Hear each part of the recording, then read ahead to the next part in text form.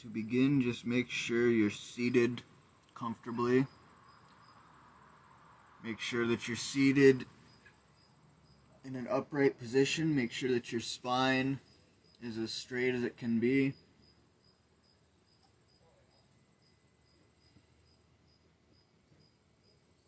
Anytime you get distracted by any outside noises, maybe your neighbors drinking beer, maybe whatever's in your environment, anytime you get distracted by it, bring yourself back to either your breath or the awarenesses that I'm going to be cueing for you.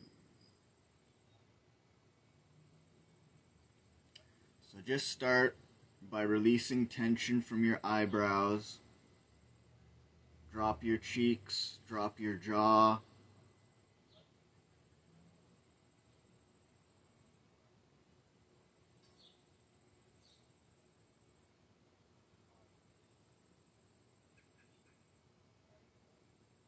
And close your eyes if you'd like to. Drop your shoulders.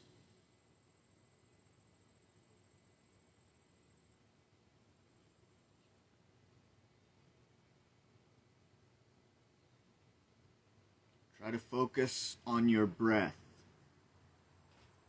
Focus your awareness on the sensations your belly makes on your inhalations.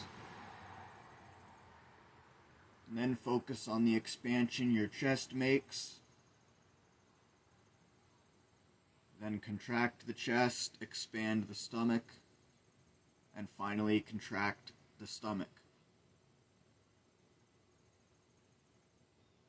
Anytime you get distracted, bring yourself back to your breath. Your breath is a tool that you always have available to you. It's a tool that will always relax your nervous system once you become aware of it.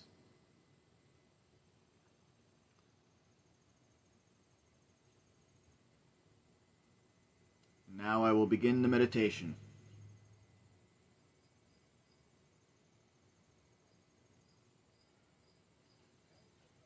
Start by focusing on your ankles and the bottoms of your feet.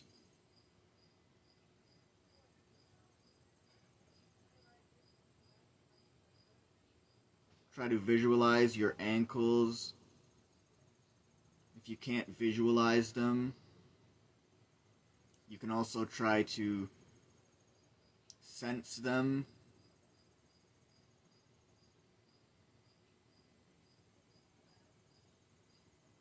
And you do this by recalling in your memory the sensations that you feel whenever you're walking, whenever you're massaging your feet, the sensation that you feel when you're putting your feet under stress or you're relaxing them can be called upon at any time. And this is what I'm asking you to do.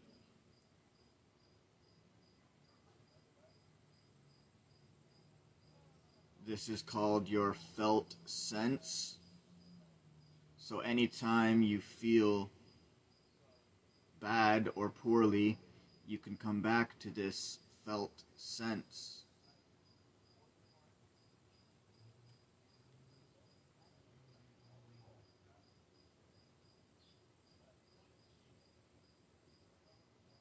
Focus on your ankles, the two little knobby bones that protrude from your ankles.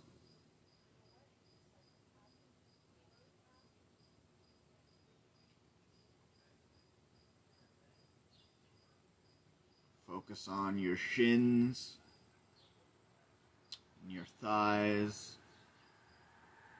Very slowly bring your awareness up your thighs to the back of your knees.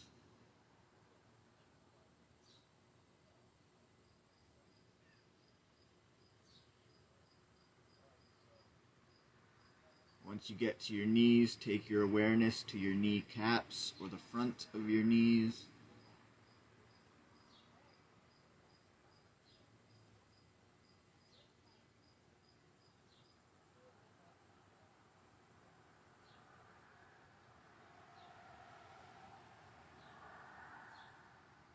Visualize your knees opening, creating space. Maybe visualize more fluid in between the joints. If you want to, you can visualize this fluid as a blue light, removing any inflammation and any pain.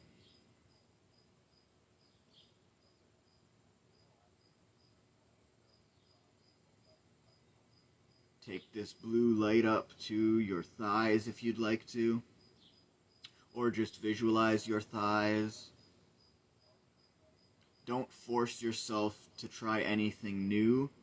Do whatever comes naturally.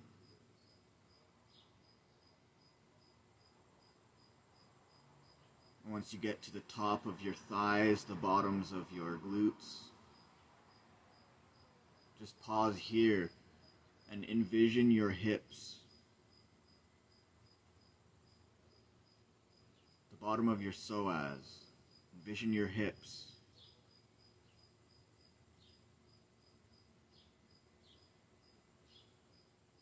Opening, envision space being created, prana or life flowing to your hips.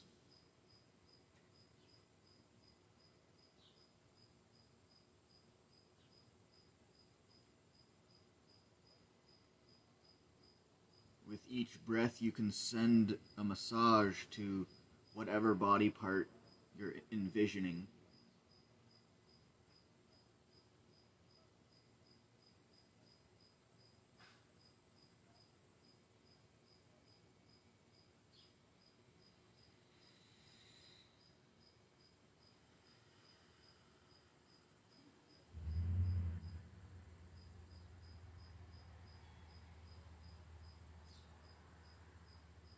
I want you to take extra time on your hips here.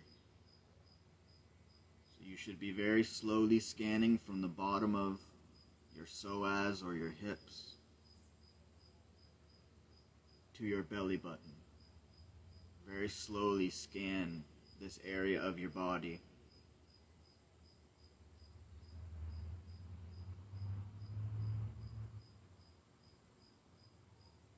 It's been said that energy goes where attention flows, so by visualizing our body parts and quieting the rest of our body and mind, that's what we're doing.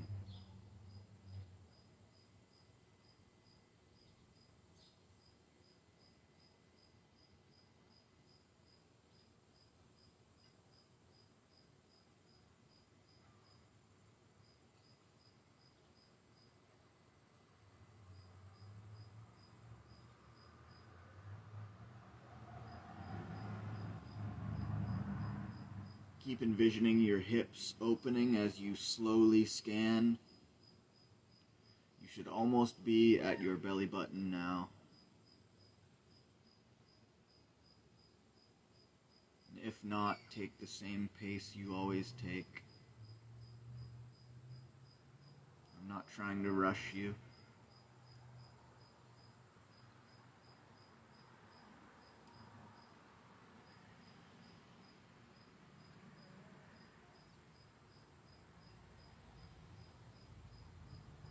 And if tension develops in your face, in your cheekbones, or your eyebrows, just drop your eyebrows and your cheeks, drop your jaw.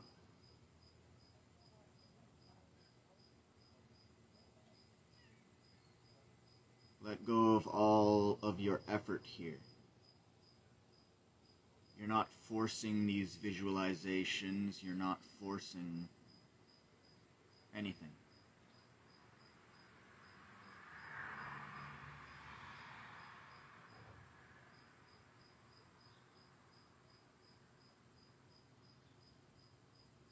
Once you get to your belly button, I'd like you to pause here.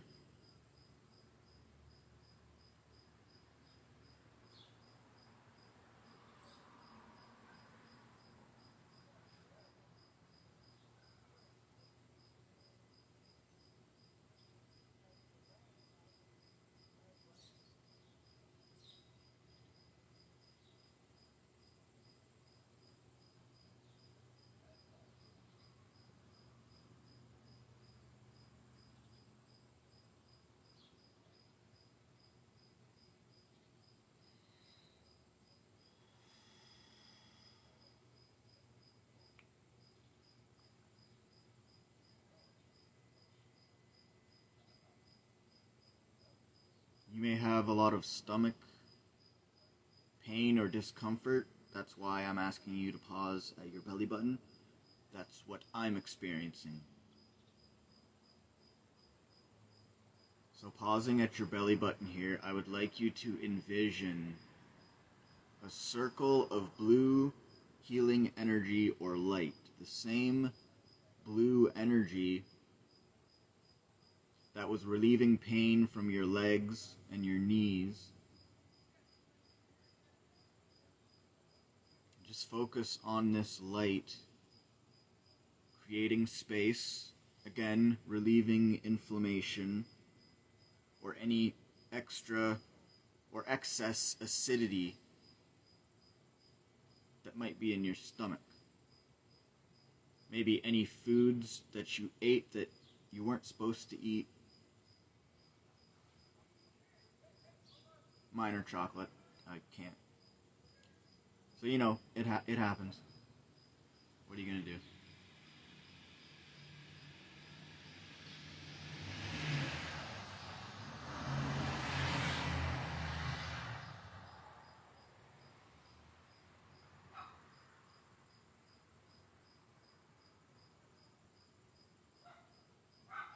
But I believe that when we eat things, the thoughts that we're having can influence how these foods impact our bodies. So I try not to guilt myself whenever I indulge. I simply tell myself that I've been working on healing my gut. It's not fun. So I deserve a bit of fun.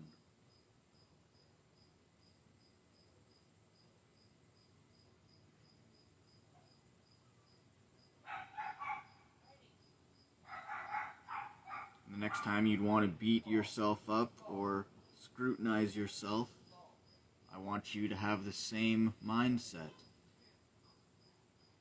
Because most likely it's something you are working hard on. And that's why you are extra critical on yourself.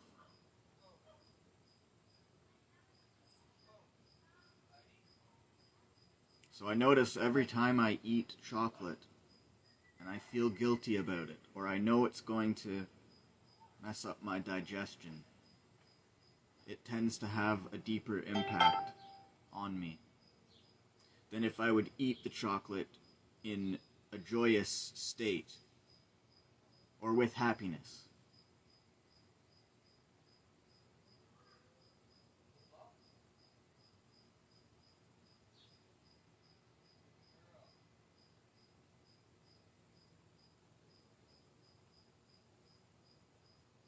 But I am quite bloated today, so that's why I'm pausing at the stomach here. Hopefully you share the same, so that you can feel the effects this will have.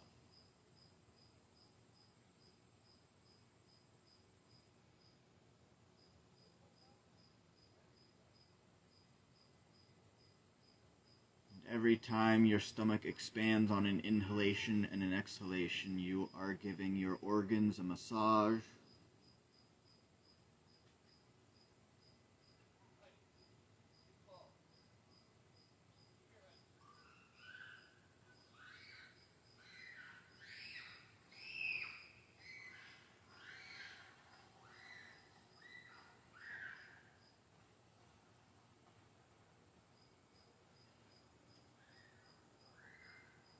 Very slowly, I'd like you to bring the awareness from your belly button up to your bottom ribs. Once you get to your ribs, I would like you to stop. Again, if any noises take away from your practice, bring yourself back to your breath.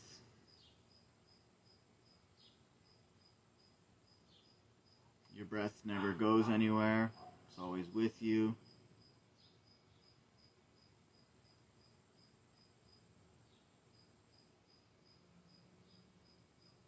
And yeah, it's easy to practice yoga in a silent studio, but the true measure of your yoga practice and how good you are at yoga. Yoga's not something you get good at, but lots of people like to say they're good at yoga, so if you want to call yourself a good yogi, but you can't practice in a noisy neighborhood like I'm doing right now, you know, yoga is designed so that you can take it into a busy life, into a noisy life, and still remain calm.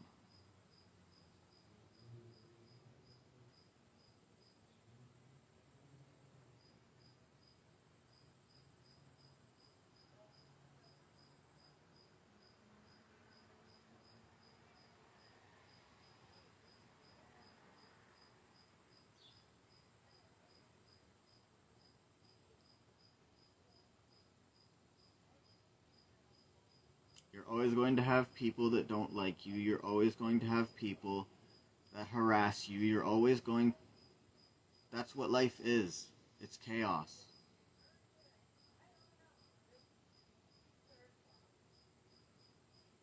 The only thing you can do is calm yourself. And that's what we're doing.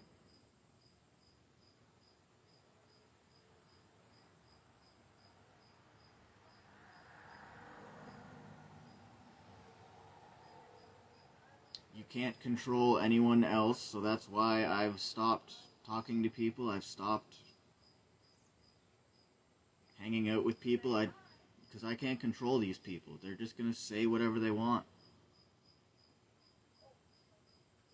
And if what they say is going to interfere with my life goal or with my career goals, I don't have to hang out with you.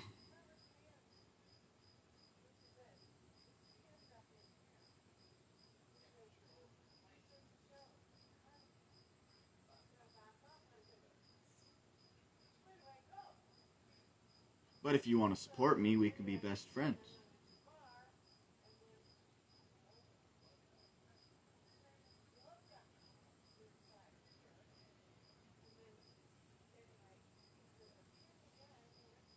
So once you've gotten to your ribs,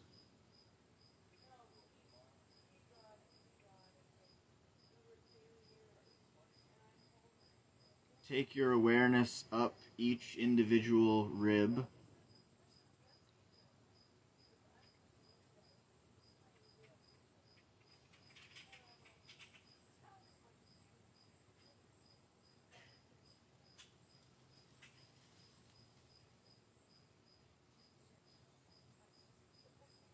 Personally, I've broken one of my ribs, so it's a bit deformed. It's caved in where it should stick out. So I like to visualize my ribs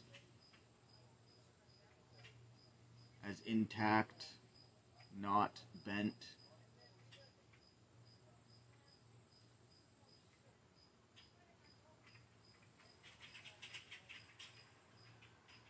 Of course, I like to visualize my ribs as strong, solid, and healthy.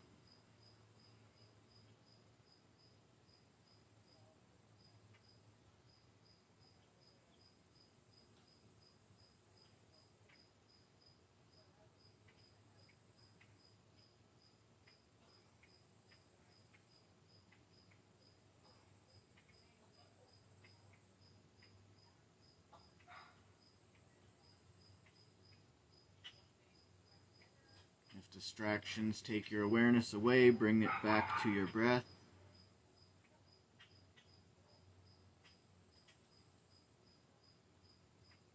This is how you work on anger issues. You don't react when a dog barks. You don't react when you hear your neighbors talking. You stay calm and seated.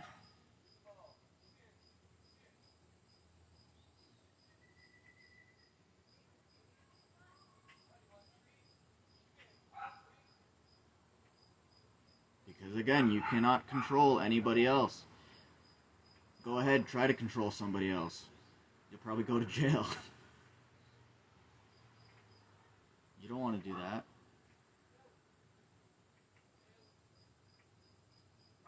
Your only option is to control yourself. You have no other option.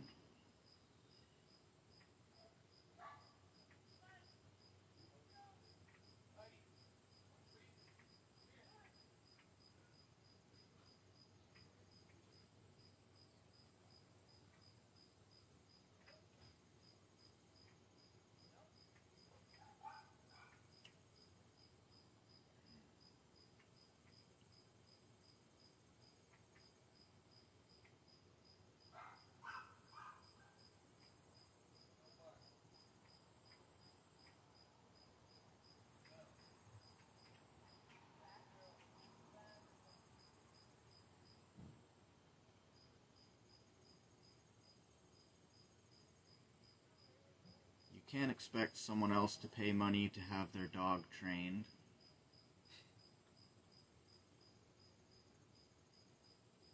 That's generally the issue.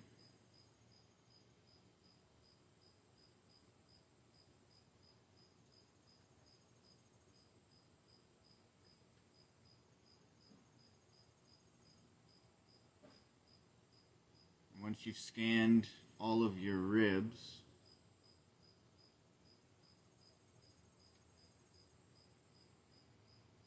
take your awareness to your pecs, to your armpits,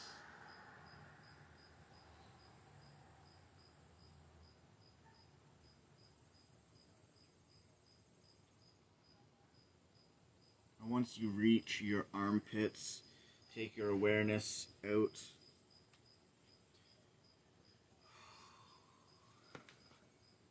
through each arm.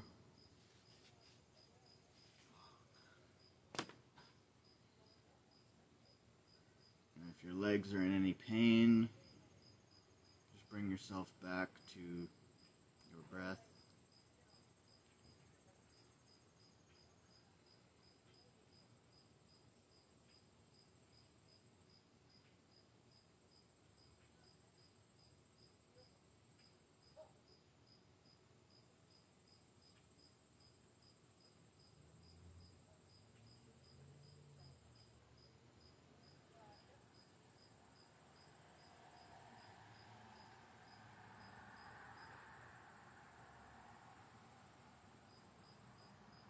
Once you've reached your armpits, take your awareness out through both biceps.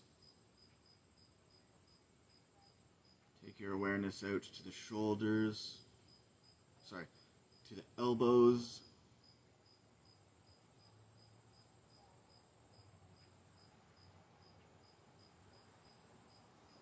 And if your leg starts to twitch, that's okay.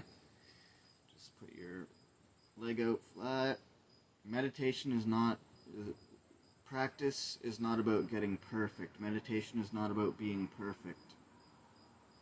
I speak to people all the time who say, oh, I'd love to meditate, but I can't sit still.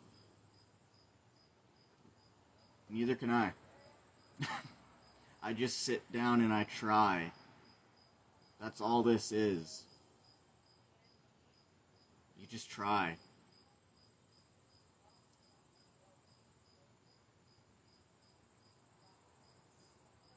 I mean, yes, there are yoga competitions in India and in California and stuff, but that's not what yoga is about.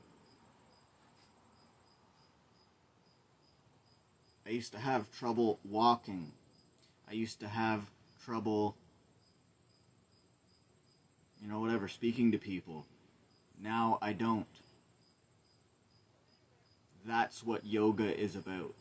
It's not about performing the perfect downward dog or sitting still perfectly.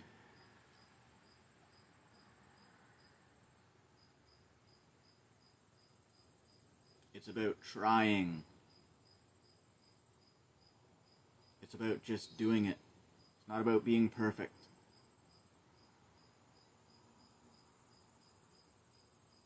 I've met many teachers who say they're perfect, but have proven me wrong. It's illusion. It's a marketing tool.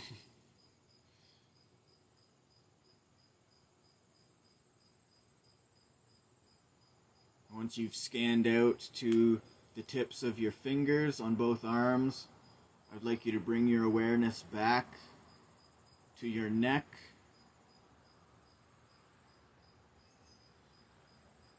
And very slowly scan up through your neck.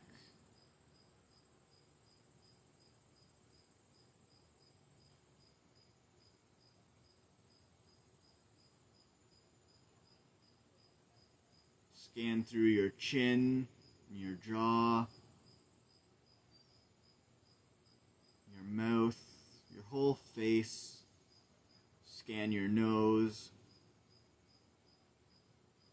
your eyes and your eyebrows, your ears. And I would like you to visualize your crown chakra, your Ajna chakra. It's at the top of your head, just above it. Envision this opening up.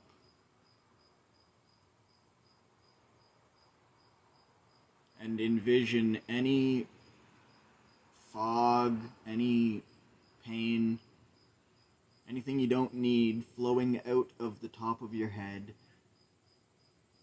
And when this is done, I would like you to envision prana, energy from all of the trees, from the grass, from all of the birds, all the dogs, all the animals around you, flowing back into you, filling up your chakras.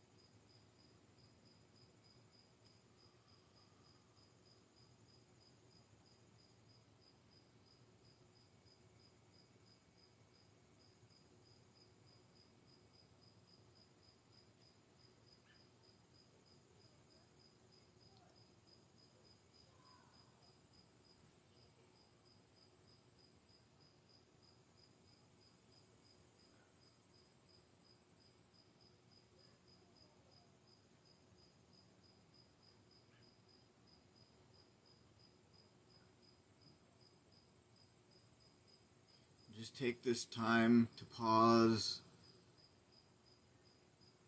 and bring awareness to how your body feels now compared to how it felt when you first sat down.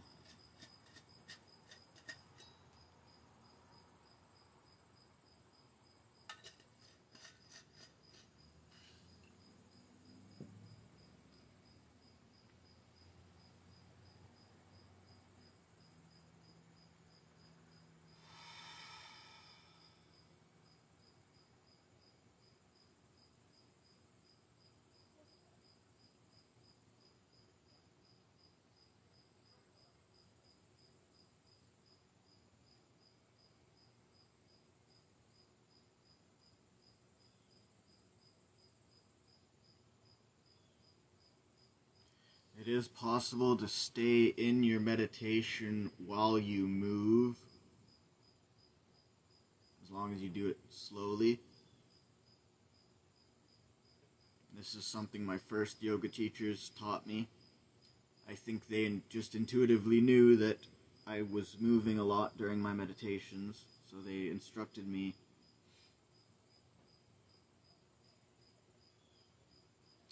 You can still stay in the meditation if you move slowly and consciously.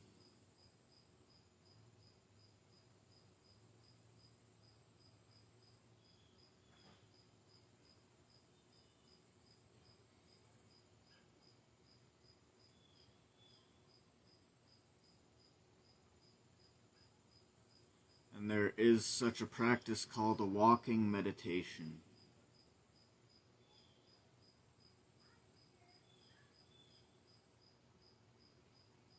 which is a moving meditation. Yoga is a moving meditation as well.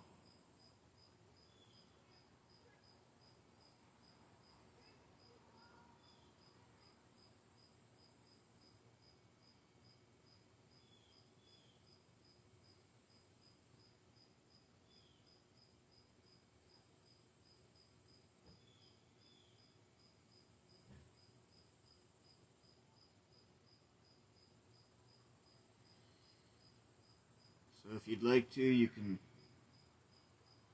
do a short twist in your back. Bring your arms up above your head. Stretch your shoulders out.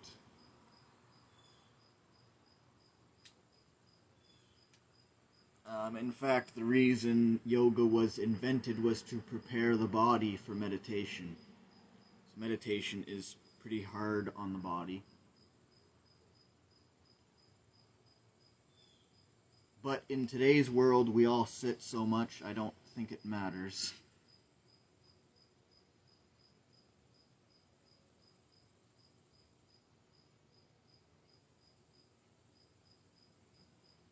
You can meditate seated in a chair or lying down. Most of the teachers I've had have advised me not to meditate sitting down because you can fall asleep. But I've done it many times.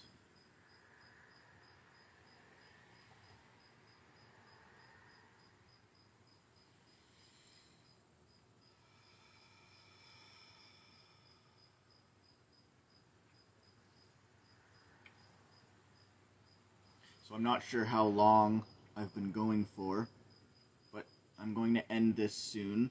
So to end this, I want to do a pranayama exercise with you. And this is called boxed breathing. But you're going to be counting each breath.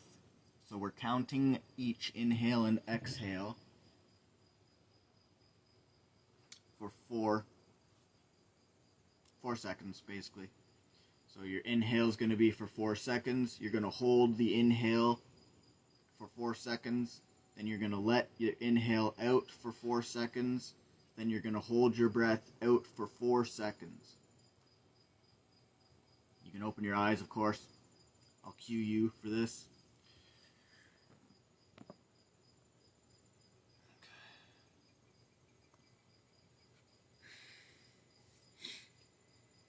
Start by becoming more aware of your breath than you have. Become aware of the expansion of your stomach and your chest. Start to control your breath a bit more than you have, but don't force it. And on your next inhalation, count for 4.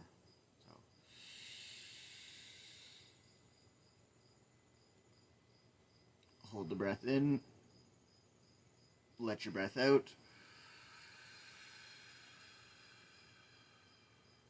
hold your breath out, so no air is in your lungs. Take a breath in, hold your breath in, let your breath out.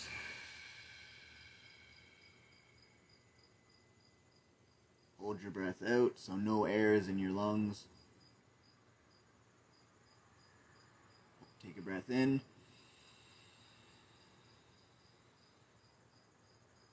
Hold your breath. Let your breath out.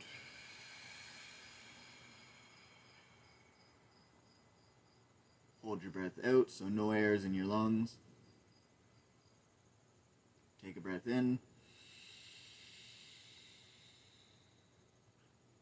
Hold your breath. Take a breath out.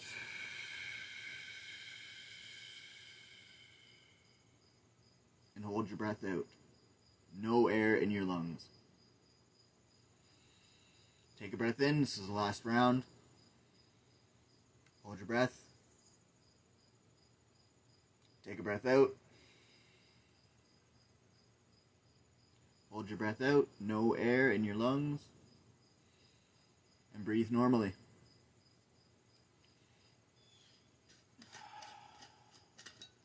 And just bring awareness to how you feel now compared to how you felt before you started the breath.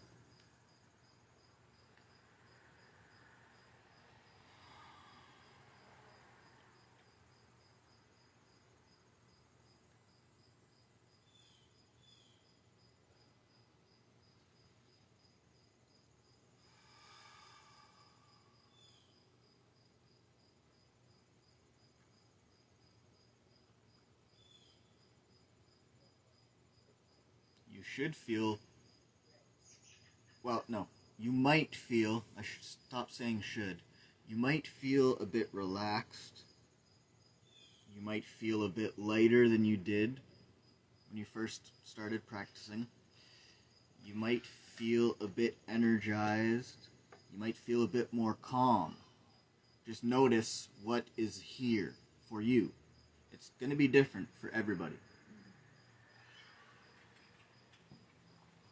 So I don't want to label it for you, but I want you to label it for yourself. What are you feeling right now compared to what you felt before you started?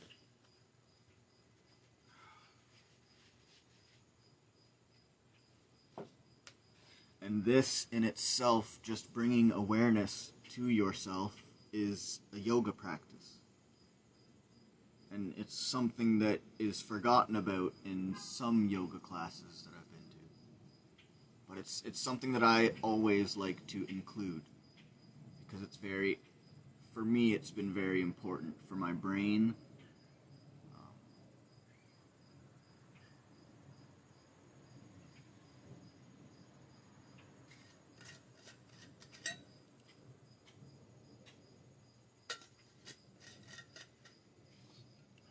So, as you go about the rest of your activities today or tonight, depending on what time this is for you when you watch this, make sure you move slowly and with as much intention as you can. It's difficult, I know, but you keep a lot of the benefits that you generate during your yoga practice if you